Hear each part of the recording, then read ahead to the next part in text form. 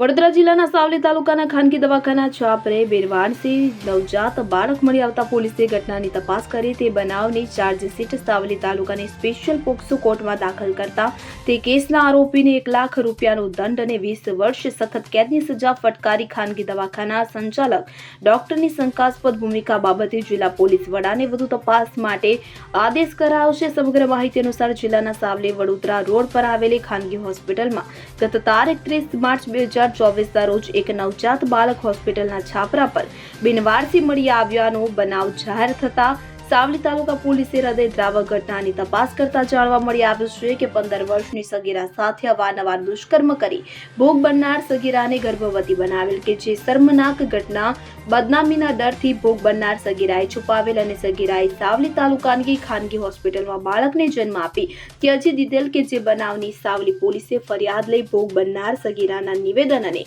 Medical ચકાસણી તેમજ ત્યજી દીધેલ નવજાત બાળકના મેડિકલ નમૂનાઓનું DNA પરીક્ષણના સજ્જડ પુરાવાના આધારે સાવલી પોલીસે તપાસ પૂર્ણ કરી તે કેસની ચાર્જશીટ સાવલી તાલુકાની સ્પેશિયલ પોક્સો કોર્ટમાં રજૂ કરી હતા।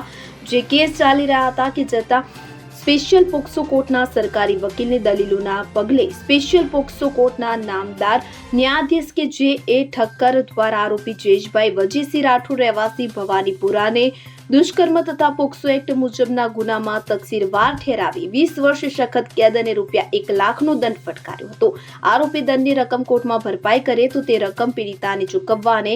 વિક્ટિમ કોમ્પન્સેશન સ્કીમ મુજબ ₹4 લાખનું વળતર પીડિતાને ચૂકવવા ડિસ્ટ્રિક્ટ લીગલ ઓથોરિટી સર્વિસને ભલામણ કરાઈ હતી। તો ઉપરોક્ત બનાવમાં જે ખાનગી હોસ્પિટલના છાપરા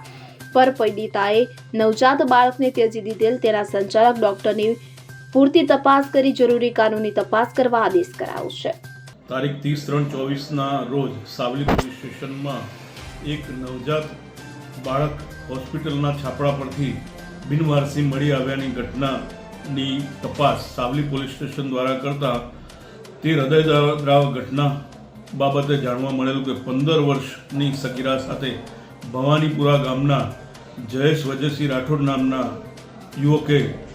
ભોગ બનનાર સાથે વારંવાર દુષ્કર્મ કરી ભોગ બનનારને સગર્ભા બનાવી એક બાળકની માતા બનાવી સગીરાને શરમજનક સ્થિતિમાં મૂકી બાળકને ત્યજી દેવા સુધી મજબૂર કરેલી અને તે ઘટનાની તપાસ સાવલી પોલીસ સ્ટેશન દ્વારા થતાં પોલીસે મેડિકલ પુરાવા તથા DNA અહેવાલો મેળવી સજ્જડ પુરાવાઓ એકત્ર કરી આરોપી જયેશ વજયસિંહ રાઠોડ રહેવાસી ભવાનીપુરા વિરુદ્ધ નામદાર પોક્સો કોર્ટ સાવલીમાં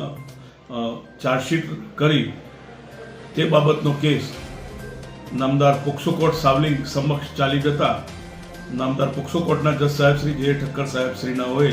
આરોપી જયેશ વજયસિંહ રાઠોડ રહેવાસી ભવાનીપુરા તાલુકો સાવલીનાને